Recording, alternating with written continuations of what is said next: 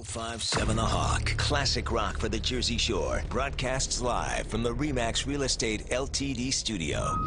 1057 The Hawk, classic rock for the Jersey Shore. Welcome to the Gateway Toyota Coaches Corner, powered by Gateway Toyota, Route 37 East in Toms River. Get it all at Gateway. Kevin Williams, Ed Sarluca, and Bob Batters talk Shore Conference High School football on the Shore Sports Network. 1057 The Hawk and 1057thehawk.com. And on this 14th day of November, 2018, we are live from the Office Restaurant and Lounge with the Gateway Toyota Coaches Corner, powered by Gateway Toyota, a proud member of Penske Auto Group and dedicated to providing the best customer service at the Jersey Shore. It is, we used to say it's week 1, it's week 2, it's week 3. Well, that's all over with now. It's championship weekend coming up in Shore Conference High School football throughout the state of New Jersey. And we'll spend our time here tonight talking about that, the half dozen teams from the Shore Conference that are still playing for championships, and we will highlight one of them, and who better than one of the Shore's premier programs for as long as you can remember. The Big Blue of Manasquan will have Warriors head coach Jay Price on with us shortly, and a little bit later in this hour, a couple of his outstanding seniors, Ryan O'Leary and James Pendergist. We, of course, are Kevin Williams, Bob Batters, and Ed Sarluca.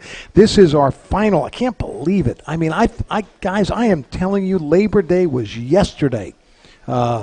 We were here, shorts on, and it was probably 90 degrees the first time we were here, and here we are, our last time here. We've only got a couple of shows left this year. We will not have a show next Wednesday, Thanksgiving Eve, because no bar will let us in. It's too busy. You're not taking up any space. We'll be back on the 28th, 2 weeks from tonight at River Rock, our last appearance at River Rock, and then the first Wednesday in December, December 5th, we'll broadcast live from the showroom at Gateway Toyota with our football award show that night. But still a lot of football to be played, and guys, interesting weekend coming up. The last couple of Fridays we've been plagued with bad weather, postponements, games pushed back. I don't understand why a football game on turf would ever be postponed, but that's what happens when you're old. But that looks like it will not be an issue this weekend. We're going to get some bad weather around most of New Jersey tomorrow night, maybe even lingering into Friday morning. We should be fine Friday, and Saturday looks absolutely terrific for November. So, guys, I'll start with we went from the dirty dozen to the dirty half dozen. 6 teams left. We know we're going to have at least 2 champions, right? Yes. In non-public Group 3 and in Central Jersey Group 4, and, of course, who they are, we don't know. But an exciting time here. And what about last weekend? Well, first of all, I think it's the first time ever that we'll have champions before Thanksgiving, right, in New Jersey. Normally, this would be the off week, and then there'd be 2 off weeks, right? And Thanksgiving Day games would occur, and then the championships would usually come around the first weekend in December. Yeah. Well, this year we're playing it 3 straight, which I think the coaches love. I know I love, and I'm sure you guys do the same thing. Certainly. It's definitely different for the teams like Manasquan, who are used to, you play on Thanksgiving, you have that in the middle, and then you go on. But I like it from the sense of you start the playoffs, you end the playoffs without any interruption in between. It is a little odd because the schedule is disjointed in the sense where we have, 4 of the teams playing this weekend with Long Branch, Brick, Rumson, and Manasquan, and then we have a week off for the non-public schools, and that's to do with there's more teams in non-public Group 4 than there are in 3, so they have a bye, so they play them all the same weekend, but we get to wait a weekend for that, and then we have the bowl games that weekend, and then the following weekend, so certainly a lot to digest from the schedule standpoint, but it was a great semifinal weekend. There were some excellent games, certainly the ones involving Shore Conference teams were interesting and exciting. It was fun, and I think the championship games are probably going to deliver more of the same.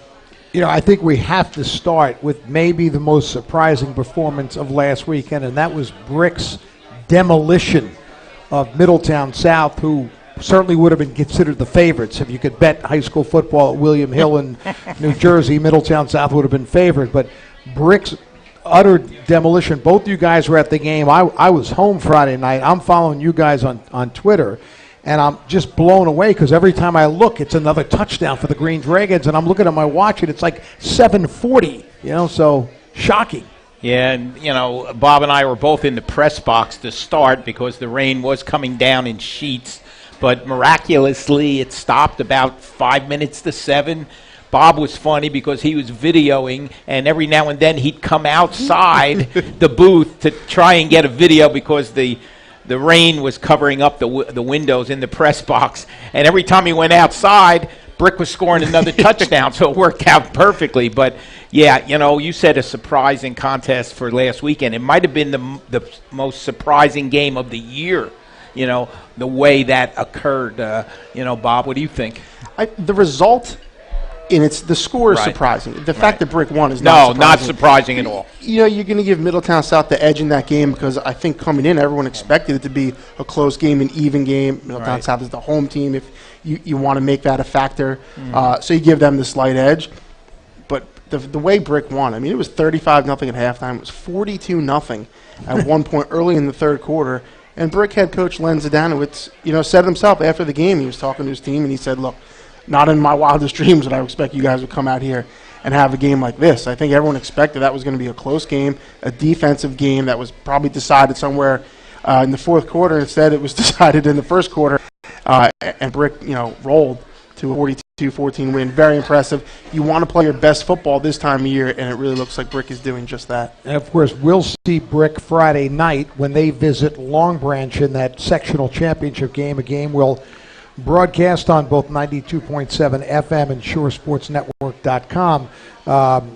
Long Branch is trying to continue, take care of the entire Brick Township community, right? They knocked out the Mustangs last week. They want to take care of the Green Dragons. You saw Long Branch and Brick Memorial, which was a close game. It was a one-point game. Brick Memorial actually winning in the final seconds of the first half, and Long Branch hit a big play for a touchdown, and really, in your mind, Memorial never recovered after that. Never recovered. They lost their starting quarterback, Brick Memorial did, Tyler Sindel. Earl, in the first series of the game, hit his head on what was a very cold and windy day, so the turf at Long Branch was hard. It was like concrete, and he hit his head and sustained a concussion and was ruled out almost immediately.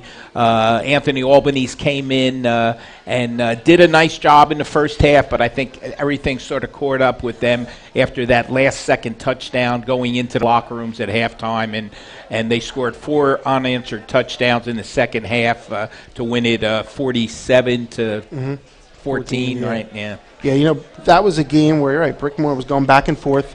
Dennis throws a touchdown pass. I think it was about 29 yards to Niles Montgomery with 1 second left. 1 second. Giving him a 20-14 lead.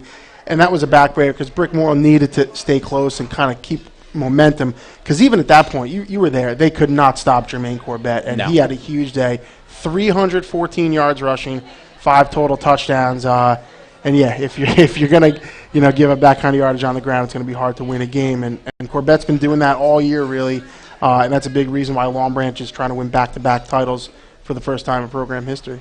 It's funny, these two will go head-to-head now. Jimmy Leblow, who also scored 5 touchdowns on Friday night, and Corbett, who scored 5. So, you've got 2 great players there on each team. Of course, Rumson's annual appearance at a championship game. It's like mark it on your calendar. They'll play Somerville, an undefeated Somerville team, on Friday night in the Central Jersey Group 3 finals. Rumson taking care of Red Bank, and that was a heck of a game. That was a defensive struggle, 14-9. Rumson prevailed. I tell you, Red Bank snuck up on a lot of people this year. They did. We didn't really know what to expect from the Bucks. They were 2-8 last season, but they had the Thanksgiving Day win over Long Branch, and to a man, and the coaching staff talked about how that really, springboarded them into this season. And they've been very good all year. Their only 2 losses are to RBC and to Rumson, and that was a good game. Rumson's defense was outstanding, really the story of the game. Allowed under 100 yards of offense. Red Bank is a big play team. Nigel Mitchell is one of the fastest guys you're going to see in the Shore. And Makai Mickens is, Red Bank's first 1,000-yard running back since 2003. So And those guys have, a propensity to really hit big plays. That's kind of Red Bank's offense. You hold them in check, and all of a sudden they're gone. And Rumson never let that happen, and that's a big reason why they're moving on to a sixth straight sectional championship game. Against a Somerville team that beat Homedale. Talk about a team that snuck up on people this year. What a great year the Hornets had. Somerville did win it 31-20, so they were undefeated. That's Friday night. And that is a tough task for Rumson. This Somerville team, from everything I've heard and read, it's a really good ball club. That's a good storyline as far as those two teams matching up. You're right. Somerville undefeated, 11-0. They score points in bunches. They've got a lot of big playmakers. They have an excellent quarterback in Jalan Dobney. And this is a rematch of last season's championship game. Rumson was going for 5 in a row, trying to tie Manasquan, for the most straight consecutive sectional titles in Shore Conference history. And Somerville denied them in that game. So that Rumson's players have had an eye on getting back to a championship game, and they sure wanted to see Somerville in that spot, and here they are Friday night. They have to go on the road to try to do it, but I think they're excited. Big key is obviously Alex Malgin, their senior running back. He was healthy. We talked to him after the game. He said the ankle's fine. He got hit in the ribs pretty hard, so he was a little dinged up. Didn't play a ton in the second half, but came in crucial moments. He said he'll be ready to go. Yeah, he hasn't really played a lot in the last month, right? He's been in and out of the lineup. Since that Middletown South game when he hurt his ankle, he's been in and out, and he's a huge part of that offense, as you can see. It really changes everything for them. I think we'll save RBC Modern Day Prep for a little bit later in the show, since that game is not until November 24th. Yes. The Group 3, non-public 3 final. And, of course, we'll save the conversation about the Central Jersey Group 2 bracket until after this commercial break, when we'll be joined by Manasquan head coach Jay Price. We'll do that right after this. You're listening to the Gateway Toyota Coach's Corner on 105.7 The Hawk. 36-month lease with approved credit through TFS Corolla 5189 or RAV4 4988 to assigning $0 security. 39 dock fee, 10K miles per year, ends 11/30/2018. Get it all at Gateway Toyota. Black Friday is here at Gateway Toyota. Drive new 2019 Corolla LE CVT or 2018 RAV4 LE. Your choice, just $99 a month. Get it all at Gateway Toyota. Toms River GatewayToyota.com. The Office Restaurant and Lounge has been Toms River's place to meet and eat for 42 years. And that's especially true during the holiday season. If you're planning to get together with old friends or make new ones on Thanksgiving Eve, then The Office is the place to be. It's one of the best nights of the year. Don't forget, for your special holiday occasions, there's The Villa, Toms River's premier private party facility right next door, which could accommodate up to 125 in their 2 upscale private rooms. Perfect for your holiday party or family get-together. Check out villaprivateparties.com. That's villaprivateparties.com. If it's happening in Toms River, it's at the Office Restaurant and Lounge at the intersection of Route 37 and Main Street in Toms River. Filling an opening at your company means more than just finding an employee. You're looking for a fit, a match. Robert Half understands that. We know you need someone who can do the work, someone who complements your culture. And of course, you need that someone fast. When it all comes together, it makes for a perfect fit. Satisfaction guaranteed. Robert Half, the matching experts in accounting, finance, IT, legal, marketing, and administrative staffing. Visit roberthalf.com/radio for more information. Get to JCPenney's Super Saturday Sale with night-to-day doorbusters from Friday 3 p.m. to 1 p.m. Saturday. Shop select $12.99 sweaters for her, select $6.99 kids long-sleeve graphic tees, and select $17.99 denim for him and her. Plus, get an extra 50% off already reduced Final Take clearance prices and an extra 20% off with coupon any way you pay. JCPenney, style and value for all. Coupon and clearance valid 10/11 to 10/13. Doorbusters valid 10/12 to 10/13. Select times only while supplies last. Coupon required. Conditions and exclusions apply. See store or jcp.com for details. Now back to the Gateway Toyota Coach's Corner, powered by Gateway Toyota, Route 37 East in Toms River. Get it all at Gateway. Classic rock for the Jersey Shore. 105.7 The Hawk and 105.7thehawk.com.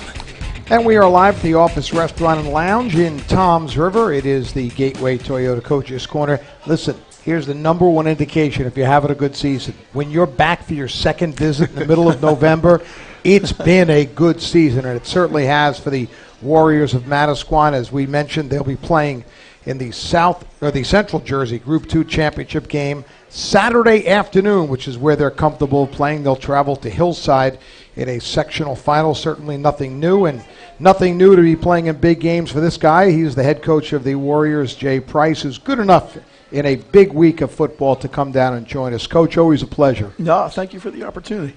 All good. You survived the wind this past Saturday. It looked like that was a wild one there at Vic Caboo Warrior Field.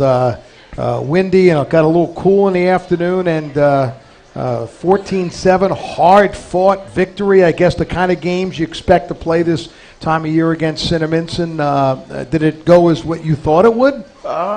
Yeah. Looking on film, you knew that they were an athletic team. They were very balanced in what they did, and you nailed it. It was a hard-fought game, back and forth, kind of what you'd expect at Manasquan. It was windy.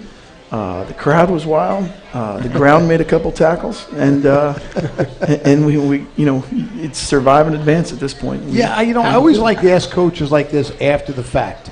Do you adjust the game plan in any way because of the wind? You have to a little bit, but we kind of leave it up, and you can talk to Ryan, but you do a better job of evaluating, I think, in pregame how he's throwing and in terms of what we want to do and what direction you're going, where you are on the field. Part of being at Warrior Field, and Coach will tell you, there's certain spots on that field that you have to adjust to in some games. But you try to go in to a game not letting the weather be a factor. But no, on a day like that when it's gusting 20, 30 miles an hour, and we lost an end zone camera, wow. You have to adjust a little bit. Yeah, how is the field? So much has been written in over the past years about the Manasquan field. I've got to show up there on Turkey Day to do the Wall Manasquan game, which we're looking forward to, which we're going to talk a little bit about later. But is it in good shape or what? From what you're used to in the past, yeah, it's in great shape. We redid the whole thing about 2 years ago. 2 years ago, right? It's holding up pretty good. Okay, and the turf's on the way, right? The turf is being sown as we speak down below. The win over Cinnaminson, I was there covering the game. I got to talk to you guys afterwards. Your defense was excellent in that game. They didn't have a ton of yards. They had the one big play that they scored the touchdown on. Other than that, you guys were great. I mean, they had a running back that came in with, I think, 1,200 yards. He had 18 yards. They had a quarterback, big, strong-arm kid, is impressive. He eyed him 5 for 25. So from that standpoint, their two biggest weapons you guys took away, and in the playoffs you have to do that. So from that standpoint, you have to be thrilled at what you were able to do on that side of the ball. Yeah, I mean, it's you're only as good as what the kids know, and that if they know what you want them to do, they play much faster than if they're thinking. And we came in knowing you had to hold Raymond to under 100 yards if you want to win. Shore did a pretty good job of doing that, and they almost came out on top. And then when you turn a team into a one-dimensional team like that, it allows you to take advantage of some things, and they did a great job. You'll talk to James in a little bit, and having him on the field allows you to cut the field in half. And so if we're going to defend passes, we can worry about the other three kids, and he'll take care of their best. So that great home field advantage is not in your pocket this coming Saturday. You'll travel to Hillside, as you were telling us before the show. They just put in turf. Only for their last couple of games of the season. They started the year playing basically road games, so they'll be on turf. It's Saturday afternoon. It looks like the weather will be ideal on Saturday. So give us the scouting report on them outside of the fact that they haven't lost a game this year. They're explosive. They have a ton of kids on offense, and they spread the ball around, and they can all score. They have a running back in Ugu who's got 1,000 yards on 50 carries, and their defense, and I could be mistaken, but has scored a touchdown in every game they've played. So it's a challenge. But we've told our kids all along that if you want to win a state title, you got to win a big game, and we're in one. We're honored to be there. We're representing the town, and we're going to give it a shot. I just want to ask you this: were they a team when you got to really watch them on film? You were more impressed by watching them on film, or I'm not going to ask you for your game plan, or there's no such thing as a perfect team, but Did you come away pretty impressed with what you saw? Oh, sure. Yeah. I mean, we saw them play Point last year in the state final. And a game they dominated, by the way. Yeah. Sure. And we're impressed with them then, too. But, once you get into the playoffs, and we've preached this for a while as well, you got to worry about yourself, and you have to take care of details, and you got to do the little things right. And if we can play a perfect game, then everything else will take care of itself. It seems like the game plan plays right into your hand, Jay, because you like to power the football. Your big-time running back, Canyon Birch, 35 carries last week. Seems like he loves to tote the football. Is it a game of keep away on Saturday? You'd like it to be, probably. Well, if not keep away, definitely possession. And I can see them, wanting to do the same thing, especially if it's, going into a game like last week where it is going to be cold and windy. You want to be able to run the football, and you want to be able to hold on to the football. If the weather changes and things are a little bit better this week, Ryan's done a great job all year of throwing a score and taking advantage of passes when we give him the opportunity. And he's only gotten better every week. So, he probably could have thrown for well over 1,000 yards this year, but we just don't give him the opportunity. And he's pretty good with that. He's a very patient kid. With Hillside, and you know the numbers, and we were talking about them the other day, they're averaging like a little under 40 a game. They're only giving up, around 10, outscoring their opponents by a bunch. But, for you guys, you've seen that before in the playoffs. Sure. We talked about the Bernards team you guys beat up in the state final, was scoring a ton of points. Roselle's the team that comes to mind that was just blowing everyone out. They were dropping 60 on people left and right, and you guys were able to go up there and play great defensively. I know it's different kids. A lot of it is the same kids because your seniors were sophomores then.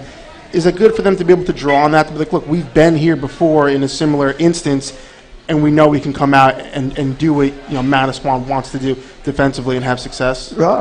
Coaches and players. Both of us tend to draw on that stuff. I think we sent out a text the other day talking about I think it was 2001, we had to go through a Somerville and a Ridge path to the playoffs where both of them averaged 39 points a game. And you go back to the drawing board of what we learn in August is what's going to get us through the year, and hopefully we have a solid foundation of fundamentals so that if we see something we haven't seen before, we can fall back on what we do well, and you game plan for the things that you see, and you hope you limit the mistakes and take advantage of opportunity. Obviously, when we get a chance to talk to the kids, we'll ask them a little some of the things about the tradition of Manasquan football.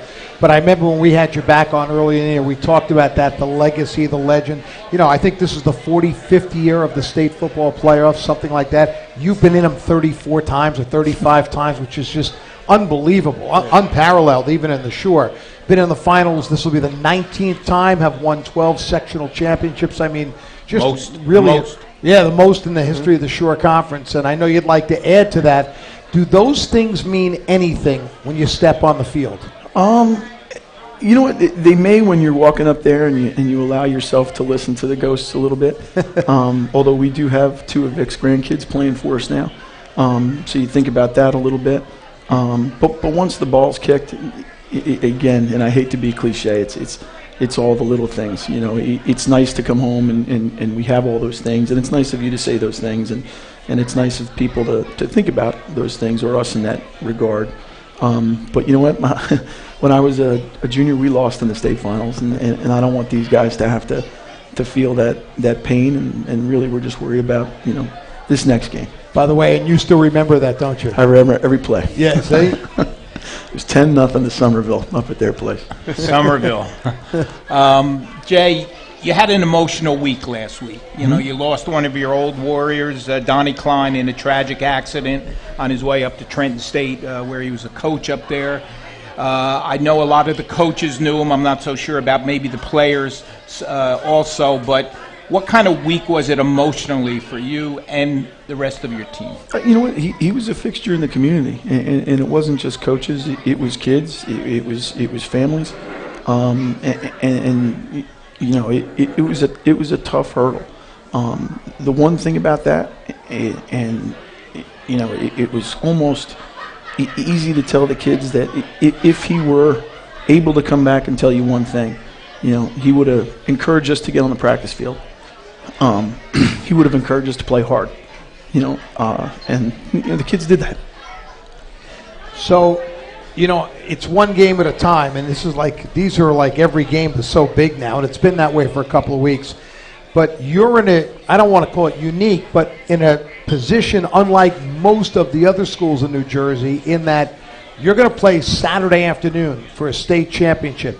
And regardless of what happens in that game, you're going to be playing Thursday in what I think is the best Thanksgiving Day rivalry left at the Shore when you host Wall. Regardless of what happens, if you win Saturday, then you also have to get ready for a bowl game the following week.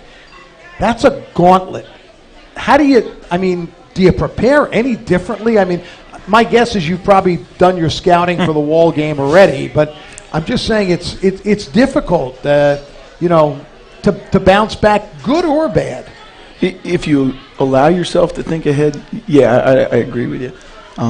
But for us, it's always been one game at a time. I'm sure there's a folder on our desk somewhere with breakdowns and stuff, but it's this week and it's Saturday, and on Sunday, we'll have to worry about coming back on a short week and playing. But the one good thing about having that Thanksgiving game and having a rivalry when that occurs, and we're privileged to have a rivalry in that week. So many teams who've let it go just didn't have that thing. It's a season unto itself. It really is. It's its own 4 days of intensity and preparation, and the kids do a good job of rising to it because it is a rivalry and it means something. Whether I remember we were both 3-7 a couple of years ago. There were still 5,000 people at that game. Yeah. So it means something to the communities, and it's a good thing to have. We're blessed to have it. And you, by the way, wouldn't want it any other way. No, I wouldn't. I know Coach would say on the outside, Coach Gabu, that he wanted to get rid of it, but deep down inside, he enjoyed it. He went there. He walked in the parade every year. He would smile and laugh with our superintendent Carol Morris, and he enjoyed the Thursday atmosphere of it all. I know it's different, the schedule, how it's laid out for you guys in terms of there's not the break in between a semifinal game and a championship game. Now there's the Thanksgiving game and get a potential bowl game. Is that good, bad, or indifferent as far as how you? When you mentioned it before, I agreed with you 100%. I like the fact that it's compartmentalized in its own run, and moves on. Again, we didn't know anything better or any different than dealing with Thanksgiving in between and moving on. So it was just something we did. But having this one stretch, it makes it a lot easier to focus and compartmentalize and like Kevin said, and it's a good word, get through that gauntlet. And be focused on it. Yeah, it seems like, and just to follow up on that real quick, I know things seem like they're moving towards eventually playing to a group championship, which I think a lot of people want. It seems like if there was any way we could keep a regular season, play the sectional games, then have those Thanksgiving games, and then you worry about the two games, that seems like it could satisfy a lot of people. Like yourself, your program where you still have that Thanksgiving game, but it doesn't really interrupt a playoff run. No, I mean, in talking to LJ over at Lakewood, and I'm not sure about people in Phillipsburg, but I'm sure that'd be fine with them. I know our community would be.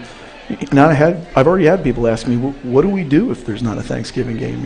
What are we supposed to do with ourselves? And I had a young man who's not going to be able to play next week, and he already said, did I play my last Thanksgiving game? I don't know what to tell you.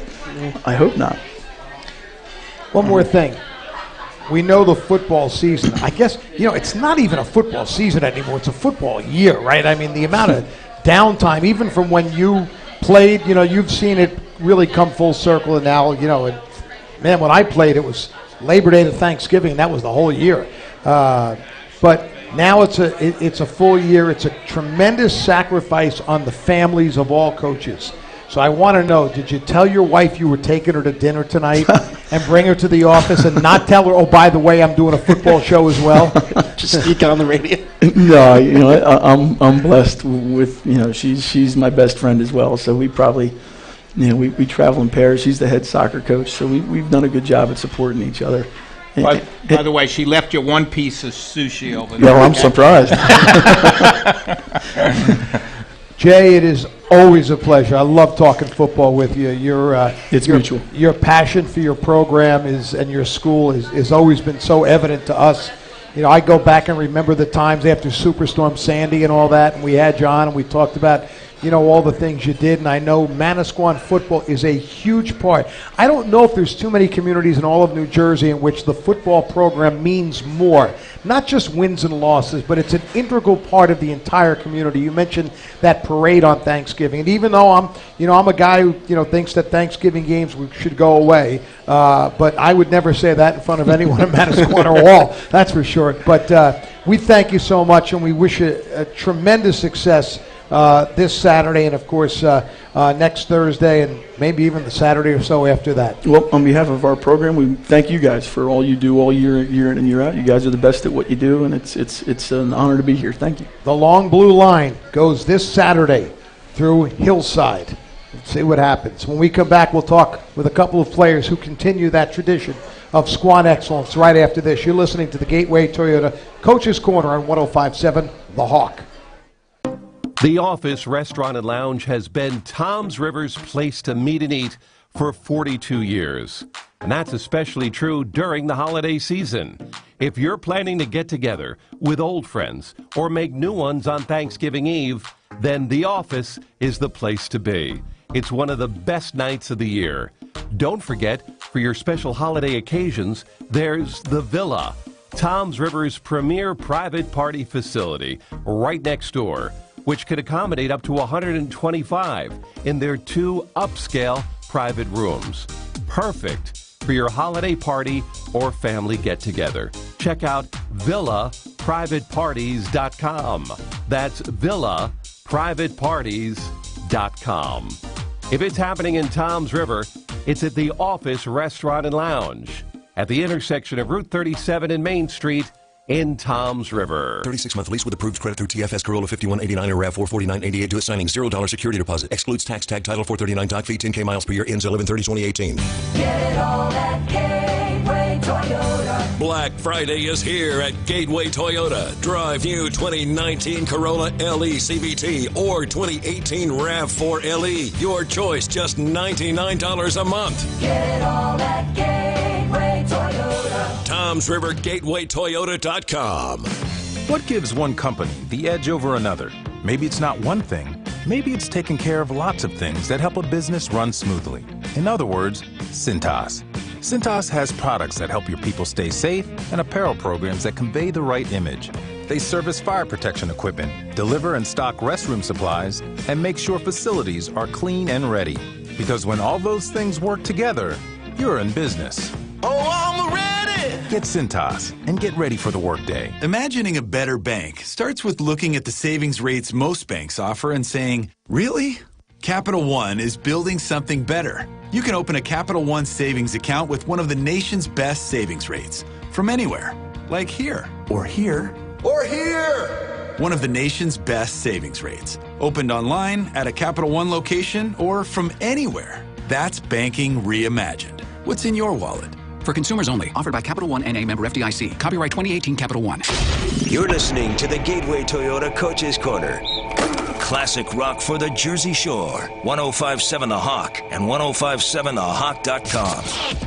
And we, of course, are at the Office Restaurant and Lounge in Tom's River. This is our last appearance here. Can't believe it. 6 weeks we've been here during the course of the fall season, but we'll wrap it up tonight. We continue the conversation about the Manasquan Warriors. And, these two guys are right next to each other on the roster. One's number 11, one's number 12. They're both listed at 6'2". Probably lies right there. They're both seniors. And they both will play big parts in what happens on Saturday afternoon at Hillside. We welcome in James Pendergast and Ryan O'Leary, a couple of key Manasquan Warriors. And, James, I'm going to start with you because I asked Bob to just clarify for me during the week. Bob, what position does – I know James is a wide receiver. Defense? He said, yeah, he's a wide receiver, defensive back, kicker, kick returner, punt returner, and, oh, yes, he's been known to sell popcorn at halftime. So, James, you had the big play maybe in last week's game, and that was a punt return for a touchdown. The first score of the game, a 35-yarder. I guess the win was a factor there, so tell us about it. I mean, the punt return, we were going to fair catch it, and then next thing you know, it's a line drive at my chest, so I mean, I caught it, and the next thing you know, we take it to the house. Were they kicking into the wind? Is that what? So yes, you were lined up. Where were they kicking from the end zone? Or? Yeah, right to the end zone. I think it was 28 yards to the touchdown. Felt pretty good, huh? Yeah, it was crazy. First punt return for a touchdown, right? First one of the year, yeah. That's a good feeling. Yeah, it was nice. Yeah, all right. The wind was crazy, and he will attest to that because about 3 series before that, one of the craziest plays I've ever seen where he's punted out of the end zone. It's windy already. He kicks it. A huge gust comes. It's blowing the ball back towards the end zone. He dives, hits it so it doesn't go in the end zone. Cannonbridge picks it up, runs for the first down. They mark the first down, then they get together, they call it back. Jay didn't even know how to kind of describe that afterwards, but that was a crazy sequence. Cinnaminton ended up getting the ball on the 19-yard line. They stopped them on defense. So, yeah, I think both these guys will attest. The wind was kind of a factor on Saturday. And, it's funny. Most people associate wind with the passing game. To me, it's always about the kicking game, what it does, the wild things. I do the public address announcing from Monmouth University. 2 weeks ago, they had a situation on a windy day where on the kickoff, the ball just died in the air like the 40, and they recovered it because it was technically an onside kick. So when you're back there and you got to play that wind, fortunately it was a line drive, which probably cut down, but if that thing gets up in the air, you have no idea what it's going to do. Yeah, it was definitely a little scary watching the ball just come straight at you. You have no idea if the wind's just going to take it or it's just going to float up there. So it's definitely got a little lucky there. And for you, Ryan, what was that like? Because it seemed like, especially in the first half, that wind was just making it hard to do anything. I think it was Cinnaminton's quarterback went to throw a little swing pass, just a little out in the flat, and the thing was like, just kind of went out of bounds. I mean, you were able to hit a couple deep throws, one to James that was almost a touchdown. You had the deep one to Riley Callahan. What was it like just trying to cut through that wind with some of your passes? It's always tough with the wind. It's never the same. But with that, it was gust every once in a while, so just timed it up, got a couple passes that were perfectly timed, called it at great times. Yeah. And that was a hard playoff win. And Kevin, you said that when we were talking to Jay. I mean, that's what when you think playoff wins, you tend to think of those low-scoring games, one touchdown, decided late. And that's everything that game was. James, how about that? Playing in a tight game like that where, every play is critical. It's going to take every single guy that's on the field to contribute, and to come away with a win like that's got to be very satisfying. You make it to a state final, just to win a game like that where everyone had to come together. Yeah, I mean, everybody's just got to worry about themselves and do their own things, and the field played and the weather played a big role in that. The field was slick and the wind was just crazy, as you said, so that was definitely a key factor, but everybody played great and the line did an amazing job. Unfortunately in playoff time, you don't have much time to celebrate a victory, so I'm sure Saturday afternoon was great. Saturday night, you had you got to enjoy the win, and Sunday it's all about Hillside. So I asked Coach, when you guys got your first chance to see film of them, and I'll ask you both, and I'll start with you, James. What was your first thoughts about Hillside? What did you say when you're done watching? Hey, here's what we have to do. I mean, my first thought was I'm ready to play. I mean, we were ready. We watched film, and we're ready to play and we're ready to beat them. QB? Just anything we do, they're fast, obviously. They've just been playing good all year, but we need to play our best football, and I think that we'll do very well. I don't know if there's such thing as a perfect game. There probably isn't. But do you almost feel like it's the kind of game where we can't turn the ball over, we can't make costly penalties? We've just got to play smart Manasquan football, and we'll take our chances against them if we do that. Yeah, with the Bernards game, they struggled with that, and that was like maybe their fall in the game. If we just hold on to the ball and don't turn it over, I think we'll do all right. And that was a 21-3 win for Hillside, I believe, right, in the semifinals. And that's the closest anyone's kept to them. When you watched that film, did you maybe see some things from that game that maybe you didn't in the games where Hillside's just kind of blowing everybody out? Yeah, they handled them very well. Bernards did a nice job with them, and it helped us out a lot with just seeing how they played against them. But yeah. So you guys are so well aware of the Manasquan tradition. It is almost staggering. I think you were sophomores when they last won a sectional title, right? 2016. So now you're seniors, and this is the year you'll probably, no matter what happens, you'll remember the most about your high school football career. So try and give us a sense of what it's like practicing this week and knowing that you're getting ready for a state championship game? I mean, sophomore year, we won the state title, so I know what it feels like when came down the fire trucks and stuff, and they had the ambulance going and everything, so that was a great feeling. So practicing and just hoping for that feeling again.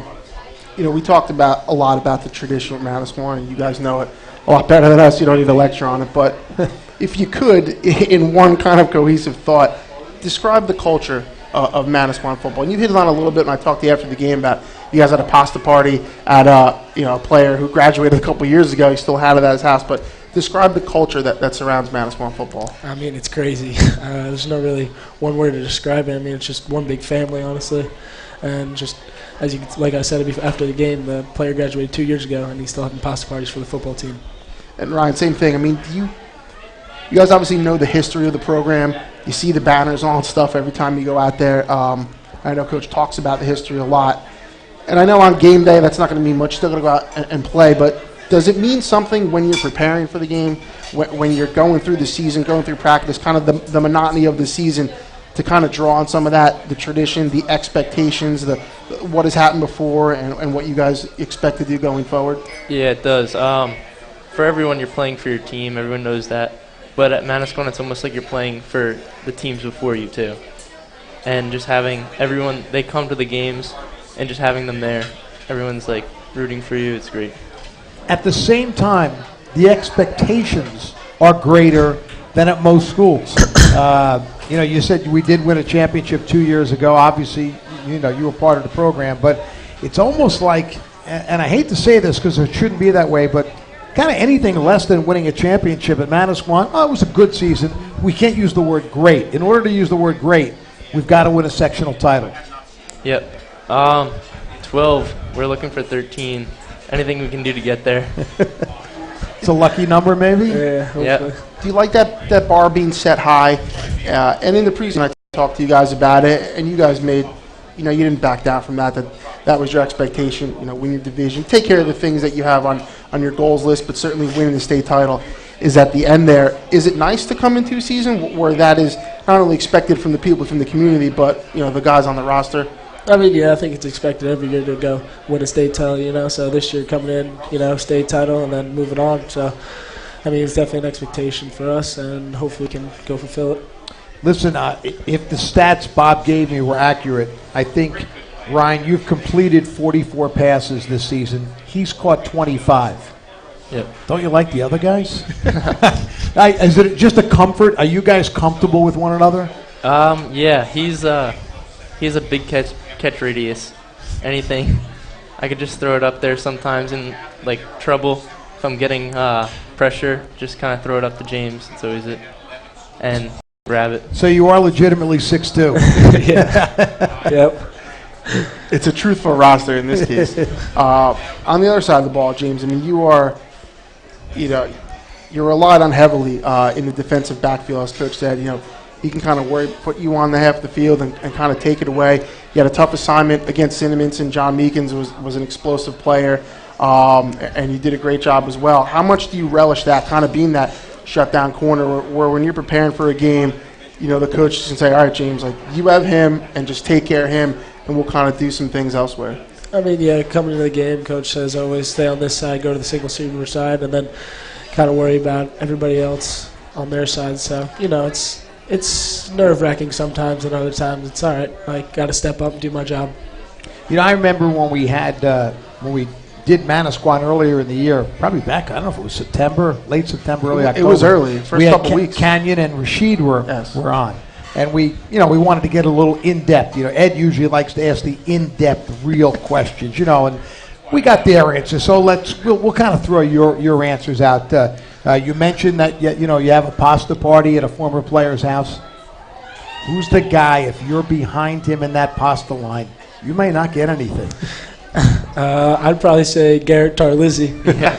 I think he ate 10 rolls of sushi the other day. Yep. I mean, that kid can eat, so that's the kid. Okay. All right. I'm going to ask another one of Ed's questions, and that is the guy that no matter what happens will keep things loose, will make you smile, make you laugh, even at a tense moment. Shane Letty. Yep.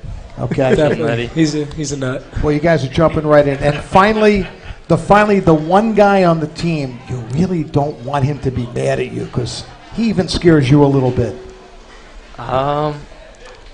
Probably Art. Yeah. Art Foreman. Art. Yeah. It's a big dude too. Yeah. It's a size thing, huh? Yeah. It's a size thing, all right? And finally, Ryan, you've just now screwed up. You've made a mistake on the field. You know, you botched a handoff, you did something, and you're coming to the sidelines. Who's the coach you want to run away from? Probably B. Lee because he's my position coach. Okay. He's going to let you have it, huh? Yeah, probably. But Okay. he'll probably try to calm me down. All right. He's usually good with that. Are you more upset with yourself than he Yeah. is with you? Okay. You hard on yourself? But gotta have a quick memory and just like forget about it. Closer's mentality. Closer's mentality. You gotta have it. Hey, you're both seniors. So outside of Saturday's game, next Thursday's game, and then maybe a game the following weekend, tell us a little bit about your plans for the rest of your high school year and then maybe college. James, we'll start with you. I'm going to play lacrosse, so do my lacrosse year. And then college, we're not sure yet. We're still looking around right now. Okay. I have hockey right after football, going straight into that. And then lacrosse after that, and then just this summer. Not sure about college yet. Okay. Both a great lacrosse program. That's batters will see a lot. Another midi? For some depth here? Look at that. Playing defense now? All right. Yeah, we'll be in lacrosse season soon enough. Batters loves his lacrosse, man. Guys, we're excited for you. Wish you all the best this weekend and the rest of the season. Could be 3 more games. My goodness. Playing into December maybe, but we appreciate you coming down. Thank you. Enjoy the experience of Saturday of playing in a state final because it's pretty darn special. There's a lot of teams around the shore would like to trade places with you, but they'll be home this weekend. So good luck. Thank you. Thank you very much. All right, there they are. 2 of the big blue Manasquan Warriors, and they handle themselves well. Ryan O'Leary and James Pendergast. When we come back, Ed rejoins us. We take a little bit, a longer look at this weekend and then set the bar a little bit on that showdown for number 1 at the shore. Red Bank Catholic and Modern Day Prep. Oh, and by the way, there's a group title on the line as well. You're listening to the Gateway Toyota Coaches Corner on 105.7 The Hawk. 36-month lease with approved credit through TFS Corolla 5189 or RAV 44988 to assigning $0 security deposit. Excludes tax tag title 439 doc fee 10K miles per year. Ends 11/30/2018. Get it all at Gateway Toyota. Black Friday is here at Gateway Toyota. Drive new 2019 Corolla LE CVT or 2018 RAV4 LE. Your choice, just $99 a month. Get it all at Gateway Toyota. Toms River GatewayToyota.com. The Office Restaurant and Lounge has been Toms River's place to meet and eat for 42 years. And that's especially true during the holiday season. If you're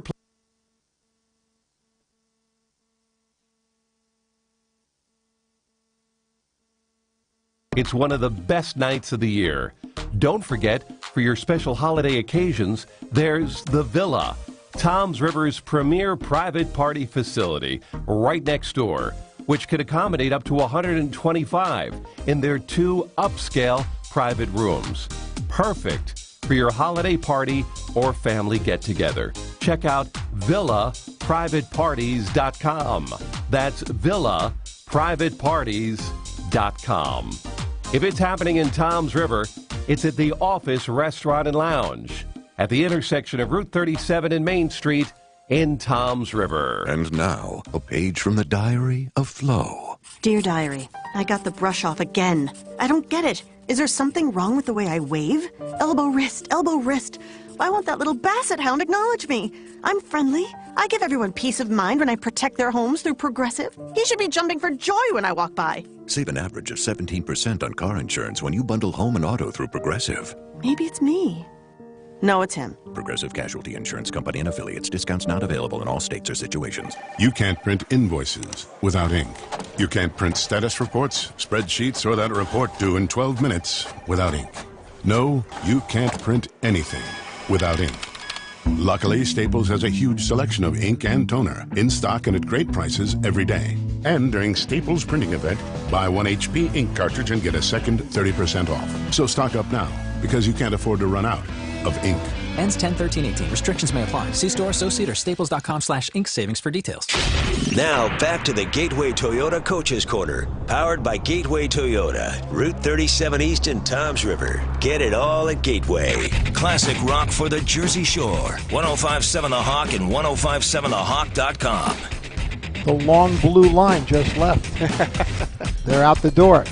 Thanks to those guys again. Good talking with them. And Ed just informed me that Ryan O'Leary, who's a hockey player, is a goalie. He's the goalie. Yeah. So how about that's an unusual combination. Yes, quarterback, goalie, and he's a Toronto Maple Leafs fan. And you know what?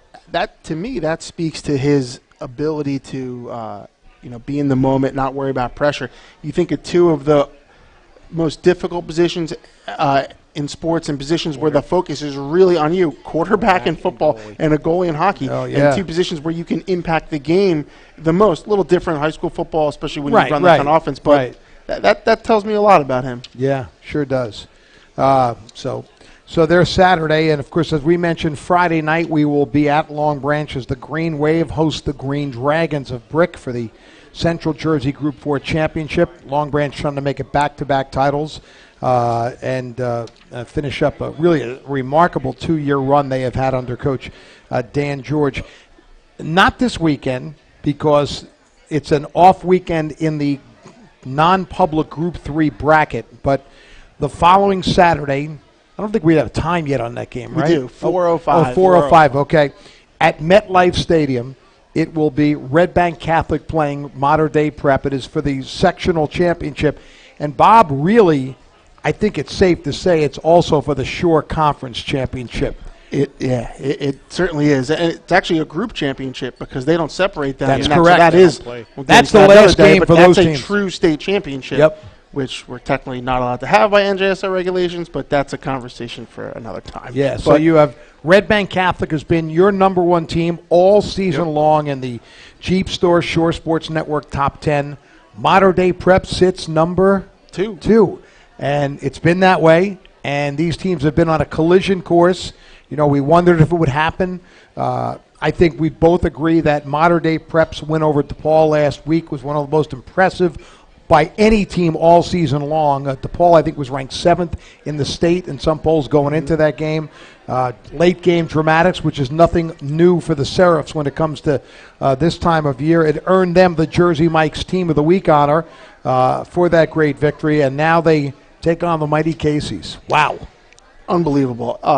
And with Mater Dei, you're right, an absolutely impressive win.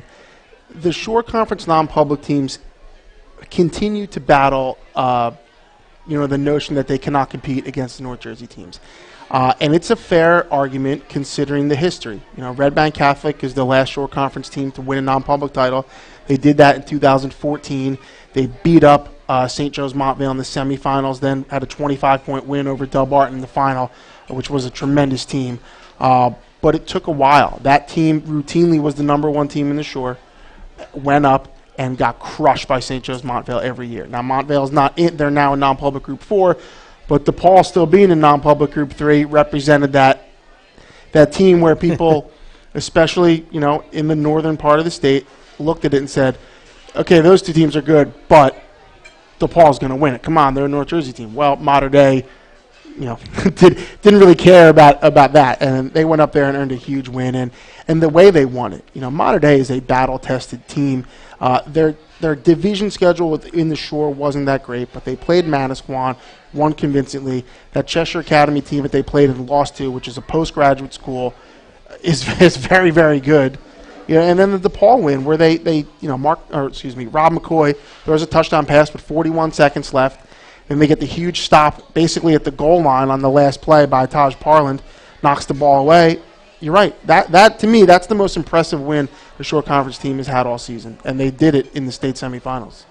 Yeah, and on the other side, RBC, who beat Pope John, sort of had that same tag, right, Bob? That they play a North Jersey parochial schedule.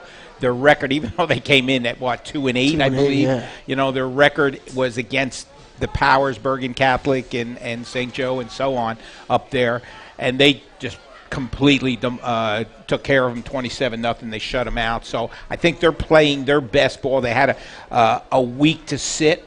They didn't play the prior week.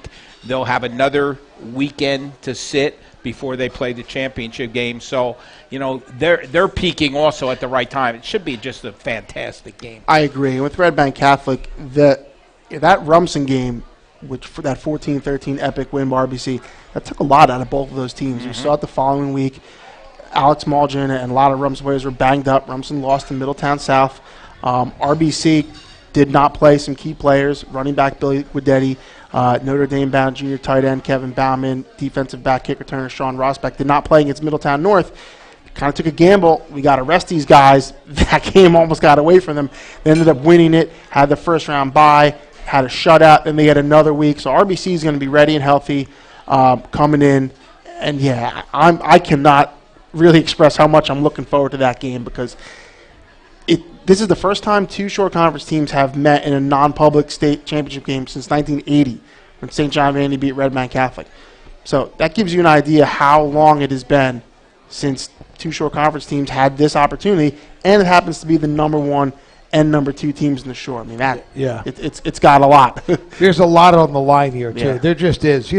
Modern Day Prep is a team that, hard to imagine we could say this, but has flown under the radar. And I think you mentioned because their division schedule was not challenging. They didn't really break a sweat to be any of their division games, So, you had that. Then you have the whole, how people feel about how the public schools feel about the non-public schools in general. It's just, there's a lot of interesting dynamics coming here, and there's so much on the line.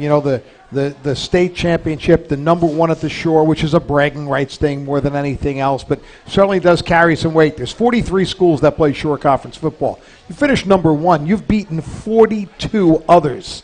It's a lot. Yeah, absolutely. It's going to be fun. There are some great players on both sides. Red Bank Catholic, Steve Lubisher, their outstanding quarterback. As you mentioned, Kevin Bauman, Notre Dame recruit, a junior tight end, Billy Guidetti, running back, Jaden Key and MJ Wright at receiver, Steve Simaluski, John Columbia at linebacker, Charlie Gordonier as well for the Caseys. On the other side, Rob McCoy's had an outstanding year transferring from Camden Catholic. Malik Ingram, if he's not the best, he's certainly one of the top 3 running backs in the Shore Conference. They've got great playmakers on the outside with Isaiah Noguera, Clarence Lewis, and 6'4" Isaiah Alston. They have two Boston College big tackles, bound two big guys on the inside, and Isaiah Henderson, who's committed to Boston College, and Amir Coleman. They have a 6'4" rangy outside linebacker in Sheeta Salah, who's also going to Boston College.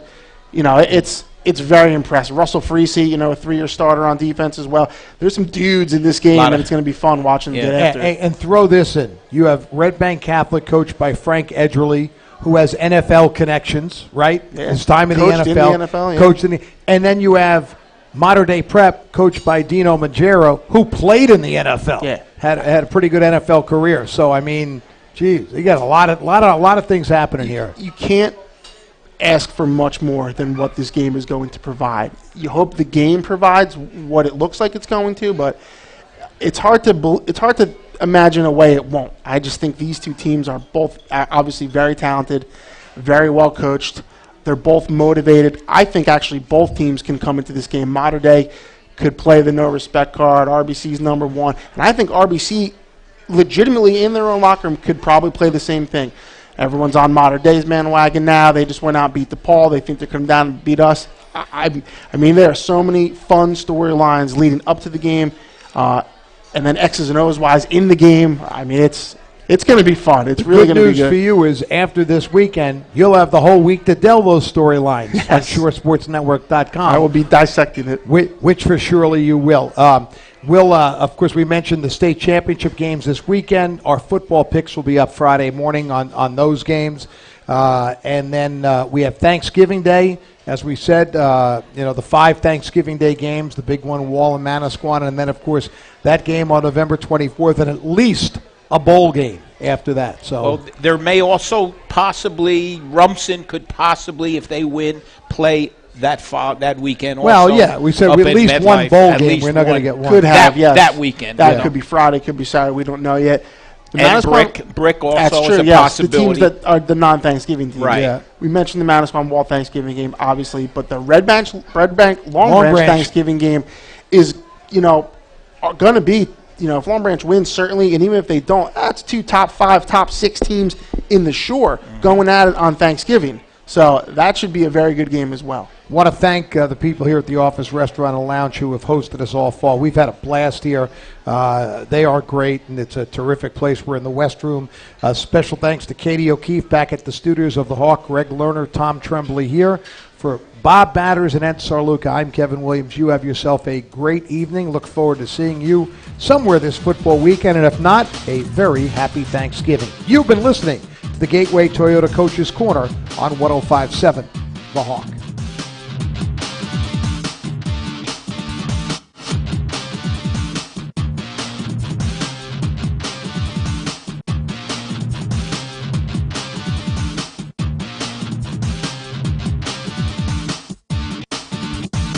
The Gateway Toyota Coach's Corner on 105.7 The Hawk was powered by Gateway Toyota, Route 37 East in Toms River. Get it all at Gateway. Join us again next week. Get a complete look at Shore Conference football anytime. Log on to shoresportsnetwork.com.